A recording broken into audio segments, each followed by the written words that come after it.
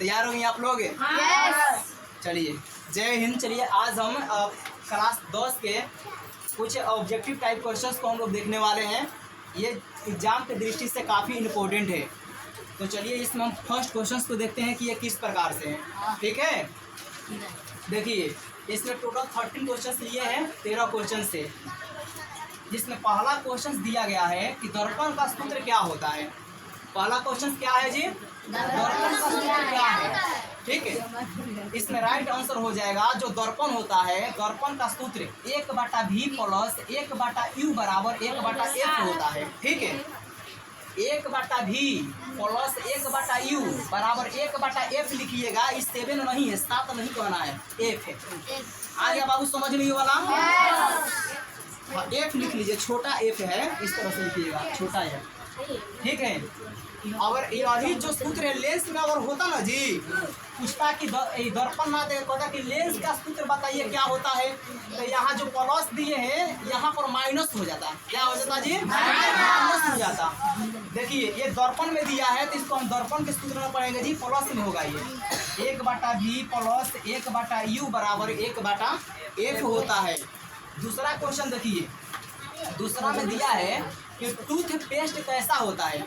जो tooth paste होता है वह कैसा होता है, यह पूछ रहा है कि अम्लीय होता है या क्षारीय होता है।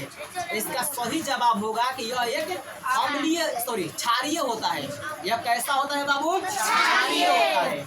देखिए जो हम लोग नीम का जो दातुन होता है ना, दातुन करते हैं नीम का, उस नीम में जो उस नीम का दातुन होता है उसमें क्षारीय पाया जाता है, टूथ पेस्ट होता है उसमें, और क्षारीय होता है। ठीक है, क्या होता है जी? क्षारीय। तो ये हो जाएगा कि टूथ पेस्ट जो है क्षारीय होता है। ठीक है, तीसरा नंबर देखिए, तीसरा क्वेश्चन में दिया गया है कि धारा को किससे मापा जाता है। जो धारा है, कौन सी धारा? ये पानी वाली धारा जो बहता है नहीं, जो बिजली वाली जो धारा है, विद्युत धारा, विद्युत यानी कि लाइन कहते हैं बोलचाल के भाषा में। जो लाइन वाला धारा है आप लोग देखे हैं जी कैसे बहता है? नहीं दिखाई देता है, केवल आभास होगा। ठीक है, और थोड़ा टच करके देखिएगा तो पूरा विश्वास हो जाएगा। मत करिएगा उसको, मत करिएगा, करंट लग जाएगा। ठीक है, देखिए वो क्या करता है, वो दिखाई नहीं देता है। वो विद्युत जो धारा है उसका धारा बहुत तेजी से प्रवाहित होता है जी। ठीक है, तो वही कह रहा है कि उसका जो धारा का माप है किस युक्ति के द्वारा हम माप सकते हैं। जैसे मान लीजिए कि हम पानी नापने के लिए उसका लीटर बनाया गया है, बनाया गया है ना जी। अच्छा, जोखने के लिए किलो बनाया गया है। तो उसी प्रकार से उसका आकलन करने के लिए, शांत रहिए सुनिए बात, उसका आकलन करने के लिए क्या बनाया गया है जी? देखिए आमीटर बनाया गया है। क्या है? हम अब कह सकते हैं कि धारा को किस में मापा जाता है, तो आमीटर में मापा जाता है। आमीटर एक ऐसी युक्ति है जिससे धारा को हम आसानी से माप सकते हैं। ठीक है, चलिए अब फोर्थ नंबर क्वेश्चन को देखते हैं। 4 नंबर क्वेश्चन में दिया गया है कि निकट दृष्टि दोष का उपचार किस लेंस से किया जाता है। निकट, सुनिए 1 मिनट बोलिएगा। जो निकट दृष्टि दोष होता है इसमें जानते हैं क्या होता है? ढेर सारे लोगों को देखिएगा, लोग कहते हैं ज़्यादातर, ए चला तुम लोग शांत रहो यार, काले जैसा फिर कर रहा है तुम लोग। देखिए ज़्यादातर बूढ़ लोग को देखिए, बूढ़ लोगों में देखिएगा चश्मा ज़्यादा बूढ़ लोग लगाते हैं जी, लगाते हैं ना। उन लोगों का, किसी का, कोई कहता है कि दूर का वस्तु हमको नहीं दिख रहा है, कोई कहता है कि हमको भीरी का नहीं दिखता है, नज़दीक का। सही बात है ना जो बोलते हैं। तो सुनिए कि जो अवतल निकट दृष्टि, निकट का मतलब कि नज़दीक का, निकट दृष्टि का मतलब क्या हुआ कि नज़दीक का। तो देखिए निकट दृष्टि दोष जिस व्यक्ति का होता है तो वह व्यक्ति निकटे के वस्तु के देखता है और दूर के वस्तु को नहीं देखता है। ठीक है, वो नज़दीक के वस्तु को देखेगा आराम से, लेकिन वो दूर के वस्तु को नहीं देखेगा। ठीक है, इसको हम क्या बोलते हैं? ये कहेंगे उसमें निकट दृष्टि दोष है। काहे भाई दोष है?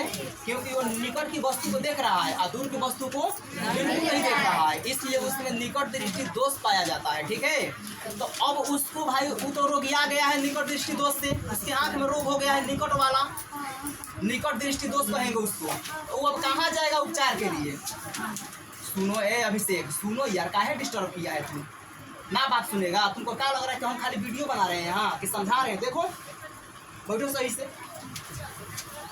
तुम लोग को यार एकदम पूरा छूट मिल जाता है और लगता है कि तुम लोग का राज आ गया है एकदम। समझो यार, समझा रहे हैं, फिर काल मुंह बन जाएगा तुम्हारा।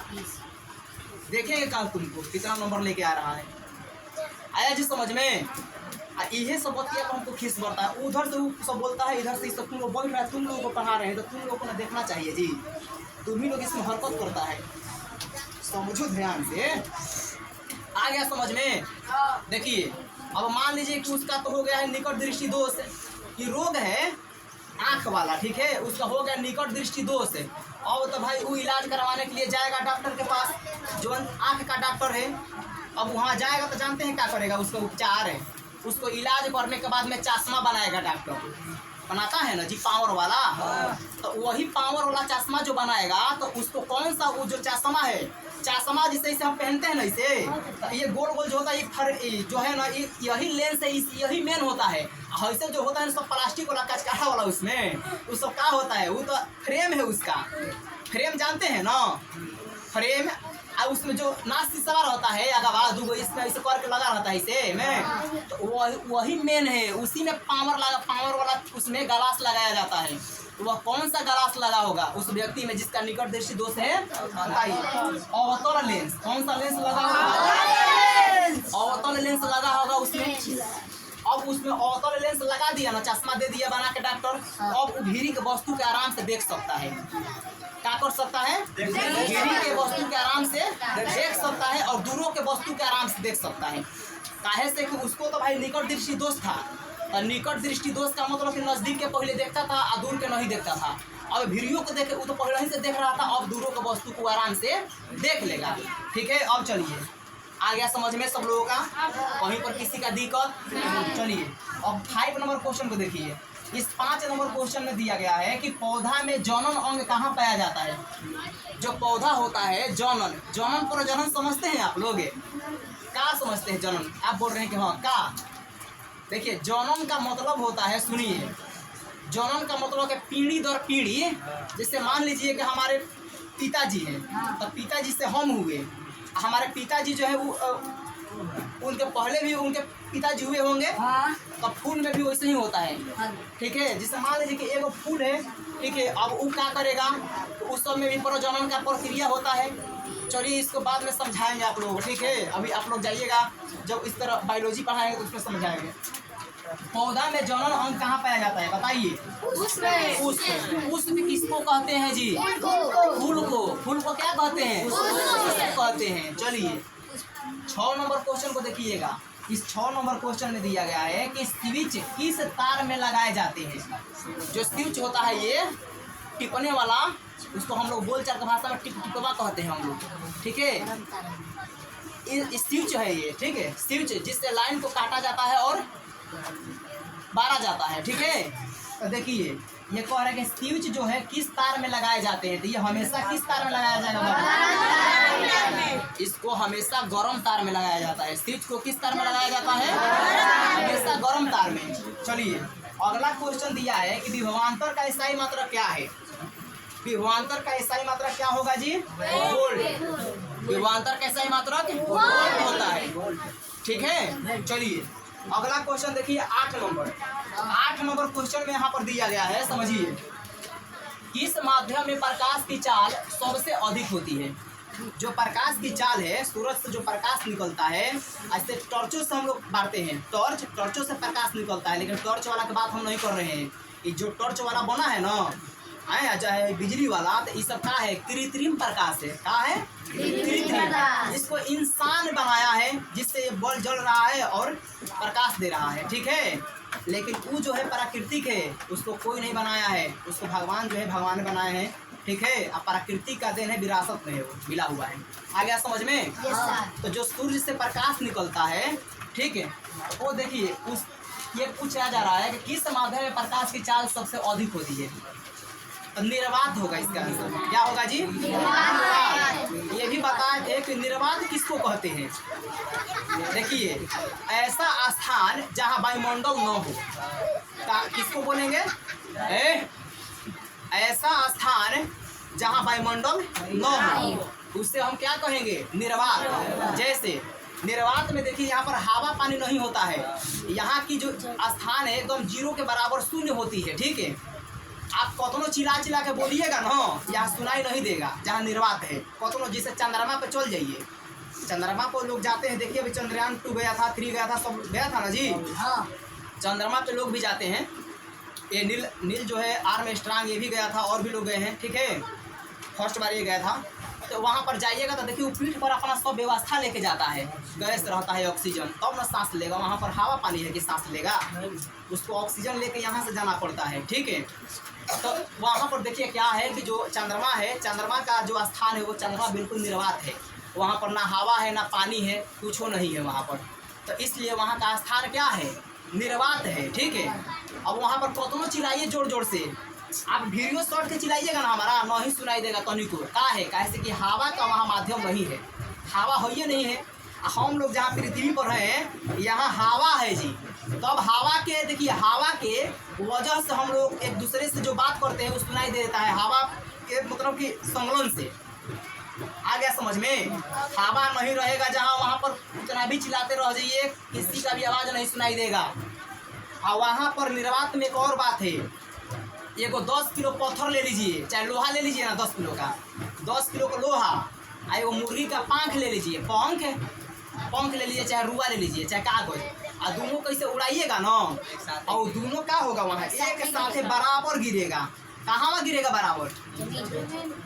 कहाँ बराबर? ये पृथ्वी पे, चंद्रमा पे, चंद्रमा पे जहाँ निर्वात है, शून्य जगह है। जानते हैं काहे से कि वहाँ पर तो भाई हवा है नहीं है, हवा नहीं तो हवा का दबाव वहाँ तो है नहीं है, तो दोनों बराबर है ना गिरेगा जी।